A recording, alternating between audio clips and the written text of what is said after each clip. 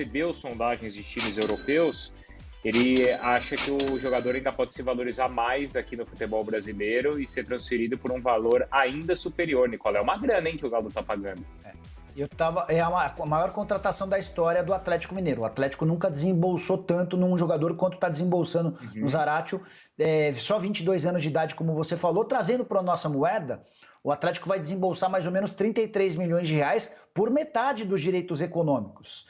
Ontem eu estava conversando com o Alexandre Matos, que é o diretor executivo de futebol do Galo, e ele estava todo cheio de dedos ao falar da negociação, mesmo levando em consideração que o presidente do Racing já dava o negócio como fechado, como definitivo. E essa preocupação do Matos se dá porque tinham outros clubes interessados. Um deles era o Milan. E aí, nos últimos dias, o Sampaoli e o Matos fizeram um processo de convencimento em relação ao presidente do Racing, em relação ao jogador, de que valia a pena vir ao Brasil para depois ir para a Europa, que todo mundo ganharia mais dessa maneira. Porque se ele fosse para a Europa agora, ele não valeria mais do que 10 milhões de dólares ou de euros. Vindo para o Brasil, tendo a oportunidade de ser titular absoluto, num time que vai brigar pelo título, o Matos e o Sampaoli têm convicção de que o Zaratio vai valer muito mais. Se o menino confirmar aquilo que eu ouvi, especialmente do Matos, a gente está diante de um reforço que pode até mudar o Atlético de patamar. De acordo com o Matos, o Zaratio é uma das principais joias do futebol argentino, um meia atacante bem ao estilo que o São Paulo procura, não é aquele meia cerebral, mas é um cara extremamente intenso que vai ajudar demais no momento sem bola, na construção das jogadas também tem muita qualidade, era o 10 que o São Paulo tanto pedia. Professor, você acha que começa assim a ficar próximo do elenco do Flamengo? Não, falta muito ainda, né? Muito, né? O time já se aproxima mais, porque um dos problemas do time do São Paulo é esse, né? O time, sim. Para os 11 do São Paulo, ele vai contribuir muito. É um jogador de nível Europa, né, Bruno? É a mesma coisa que, de repente, um argentino trouxesse um dos nossos jogadores aqui. Quem quer? Falou-se ultimamente aí do Jean-Pierre, no Palmeiras. Seria assim, mais ou menos, um jogador vai fazer escala aqui no Atlético. Fatalmente vai fazer escala. Então, contribui muito. Eu acho que para o time, sim.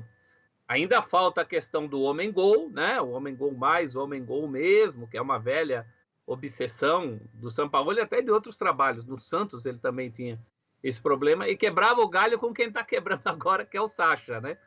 Mas ainda falta esse complemento. Mas para o time, para os 11, eu acho que contribui muito. Vai aproximando do Flamengo. Eu não sei se ele é propriamente aquele meia ou a posição que o Natan vem fazendo e fazendo bem, né, Edmundo? A gente pode falar até que é uma surpresa, né? Porque ninguém esperava assim desse jogador e quando ele joga pelo Atlético ele realmente faz diferença na equipe.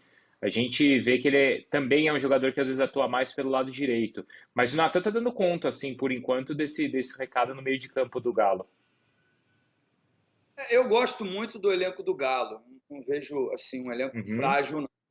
Mas acho que se você tem uma oportunidade de trazer um jogador como esse, vale a pena. Porque esse não é um dinheiro jogado fora.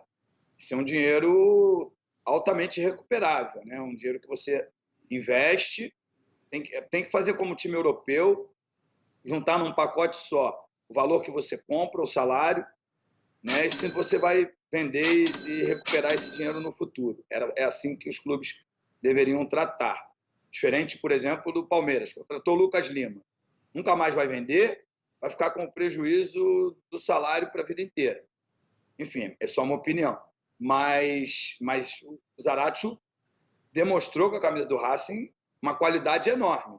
Se ele repetir um Atlético Mineiro, com certeza ele vai ter proposta do exterior e o Atlético vai poder recuperar. E aí vai ter peça de reposição. E aí, a partir daí, tendo peça de repetição, tendo só uma competição, que é o Campeonato Brasileiro, o Atlético fica ainda mais forte. O que você acha, Cícero? Você acha que falta esse tipo de jogador ou o que falta para o elenco do Galo se aproximar e fazer frente ao time do Flamengo? Olha, eu vou ser bem honesto aqui. Eu podia dar uma de dizer que o Zaratio vai fazer o Atlético se igualar ao Flamengo. Eu não conheço o jogador, não conheço bem o jogador, não vou opinar sobre um jogador que eu não conheço. Mas eu acredito... Mas o que falta para o Galo? Eu acho o seguinte, que o o Natan é muito bom jogador, como você falou. Eu acho que é uma bela surpresa nesse Campeonato Brasileiro para quem não o conhecia, né? Acontece que ele andou lesionado, perdeu vários jogos, e o nível padrão do meio de campo do Atlético caiu na hora, porque o Johan, apesar de não ser um jogador ruim, não é do mesmo nível do Natan. Então, se você passa a ter o Natan e o Zarate, jogadores para a mesma posição, com a mesma qualidade, você ganha, você pode fazer o que o Flamengo faz. Muitas vezes não tem um jogador importante, mas entra um outro que dá conta do recado para aquele jogo muito bem. O Atlético está se fortalecendo, não só no time, ele está se fortalecendo no elenco, que é muito importante para 38 rodadas. Ele já leva essa vantagem em relação ao Flamengo de disputar só uma competição. Vantagem que eu digo entre aspas, porque ele só está disputando uma competição, porque ele não foi, ele não teve o mérito de permanecer nas outras competições, na Copa do Brasil, nem chegar a Libertadores e tudo mais. Então, ele tem esse mérito agora de só ter, ou tem essa vantagem de só ter uma competição, mas ele precisa, para suprir essa ausência de elenco como é o do Flamengo, trazer jogadores que possam entrar e dar conta do recado, né? E eu acho que esse jogador, pelo que o Sampaoli está falando, e o Sampaoli, eu acredito piamente, se ele indicar um jogador, é porque o jogador atende exatamente aquilo que ele precisa. Veja o caso do Keno, que o Keno sempre foi considerado um bom jogador no Santa Cruz. A primeira vez que eu vi o Keno jogar no Santa Cruz, fiquei muito impressionado. Depois ele rodou aí fora do país e teve no Palmeiras, foi um bom jogador, mas ele encaixou como uma luva no esquema do Sampaoli. Ele hoje talvez seja o principal jogador do Atlético Mineiro, não só pelos gols que está fazendo, não. Eu vejo todos os jogos do Atlético, quando eu não posso ver ao vivo, né? Estou vendo um outro jogo que eu tenha que comentar, enfim, eu boto para gravar. Um dos poucos times que eu boto para gravar e ver depois é o Atlético. Então eu vi todos os jogos do Atlético. E o Keno realmente tem uma importância significativa nesse esquema tático do Sampaoli. É o jogador que abre as defesas, é aquele antigo ponta que não existe mais no futebol, ponta mesmo, apesar de ele se deslocar bem para o meio, de vez em quando aparece como centroavante, vem buscar a bola atrás, ajuda no combate, mas ele, para mim, ele é aquele ponta esquerda, por exemplo, que é o forte dele, vai no fundo, dribla muito bem, corta para dentro quando precisa cortar, quando fecha o fundo, ele corta para dentro para depois virar o jogo ou para bater para o gol. Realmente eu estou encantado com o Keno. Acho que é um jogador, não sei a idade dele, mas é um jogador para ser visto pelo Tite, né? Não digo que ele vai chegar à Copa do Mundo, ele tem 30 anos, ou 31, né? Ele acho que ele tem 30 ou 31 anos. Mas é exemplo do Marinho. São jogadores que estão numa belíssima fase e que não podem ser descartados eventualmente na seleção brasileira. São posições que o Tite está muito bem. Ele tem muitas opções. A concorrência, né?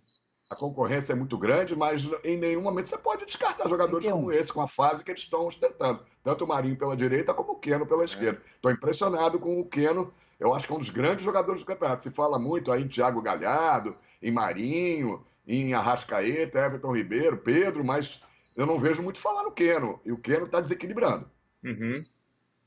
Ô, Nicola, tem uma notícia importante vindo da Argentina sobre a possibilidade de um outro reforço do Atlético. Antes de falar nisso, só deixa eu ver o que o Matos falou sobre a situação financeira do Galo e depois a gente vê também tudo que o Atlético investiu nessa temporada. E na Argentina agora está uma confusão envolvendo o Villa, outro jogador que o Atlético está de olho e já tem uma resposta aí do Boca, tá? Já vou entrar nesse assunto. Mas antes vamos ver aí o que o Matos disse sobre a situação financeira do Atlético. Vamos ver. O Atlético vive um momento delicado financeiramente, muito delicado, de imaginar que não tenha receita corrente para fazer o seu dia a dia. Então o Atlético recorre muito ao amor do Rubens Menin e Rafael Menin ao clube. Cada atleticano tem que agradecer muito. Foi o que falou o Matos, Nicola. É o amor. Bruno, quem sou eu para avaliar o amor de um ou de outro, né? E a gente está mostrando os investimentos feitos pelo Atlético Mineiro, a soma de 209 milhões de reais investidos. O Zarate, o mais caro de todos, 33, o Alan 23, Marrone 22. O Arana ainda pode subir para algo na casa dos 27 milhões, porque ficou combinado de o Atlético adquirir outros percentuais que ainda pertencem ao Sevilha. Investimentos bem pesados, né? De alguns que nem deram certo e já nem fazem mais parte do elenco, o Léo Senna, por exemplo, né? Como é que essa grana vai ser devolvida? Esse é um mistério que ainda não foi revelado. A tendência é que tanto o dono da MRV quanto o dono do banco BMG não cobrem juros desse dinheiro que está sendo emprestado. Então, digamos que daqui 2 anos o Zaratio seja vendido, o Atlético Mineiro repassa esses 33 milhões aos investidores. Se houver lucro, ele fica com lucro. Se houver prejuízo, aí é ele quem tem que arcar com o prejuízo. O que eu estou vendo aqui, professor, no Olé, é o seguinte: o Olé acabou de publicar uma matéria falando aqui, ó, a incrível resposta do Boca ao Atlético Mineiro, a insólita resposta do Boca ao Atlético Mineiro sobre o Sebastián Villa. Então, o Olé informa que o Atlético enviou um e-mail para o Boca Juniors confirmando o interesse em contratar o jogador, segundo o Olé, por 7,5 milhões de dólares para ter 50% dos direitos do atacante colombiano que joga no Boca. E a resposta que o Olé publica do Boca é a seguinte: o Boca respondeu esse e-mail falando que não está entendendo a motivação e que quer esclarecimento se a proposta é correta ou não. Por quê? Eles lembram aqui que no dia 16 de setembro desse ano, o presidente do Galo, Sérgio Sete Câmara, em seu Twitter, ao ser questionado sobre o interesse no jogador colombiano, ele fez duras críticas a uma questão pessoal do jogador, a acusação de violência contra a sua namorada. E ele escreveu ali que o Atlético não pensa só nas 4 linhas, pensa também fora de campo. E aí agora o Boca recebeu esse e-mail. Então o Boca respondeu assim: com todo respeito, a gente quer entender se isso é sério ou não. Porque um dia o presidente faz uma acusação à vida pessoal do jogador e agora a gente recebe esse e-mail. A gente quer entender se a proposta é correta ou não. Foi o que respondeu o Boca, e até a matéria do Olé diz que até ironiza. Pessoal, tá vendo esse Camaro aqui? Em um mês trabalhando pela internet eu consegui o valor dele. Dá uma olhada aí. Quer aprender como que eu fiz isso? Então clica no link na descrição desse vídeo que eu vou te contar o meu segredo.